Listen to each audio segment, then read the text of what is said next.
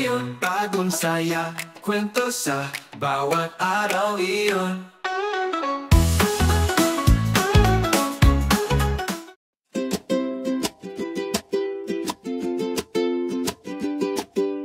Bumba ang Jeno kasama si Niku ang tuta. Pumunta sila sa Santorini, ang langit ay bumukas. Puing mga bahay at mga sunset na kasing ningning. Isang pakikipagsapalaran sa isla, sa ilalim ng kumukupas na liwanag. Malawak ang kaldera at asul ang dagat, sila'y maglalakbay, ikaw at ako.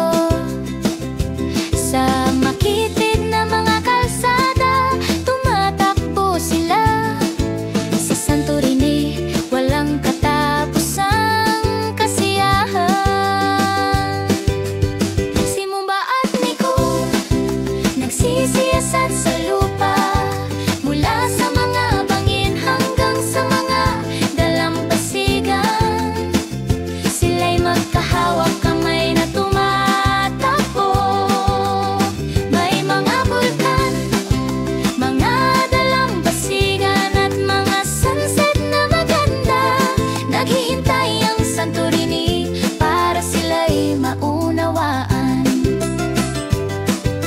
Umakyat sila sa mga matatarik na hagdang-hagdang daan ng Oya. Tumatahol si Niku ng masaya sa tamang oras. Isang lihim na eskinita, isang nakatagong pinto.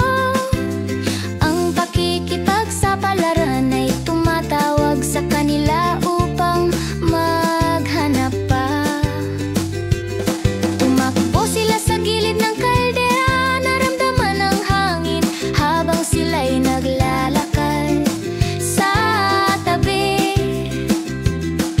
Kasabay ng pag-angal ng bulkan at paglubog ng araw, si Mumba at Niku ay nagpapahinga at hinahayaan ang lahat ng dumaloy.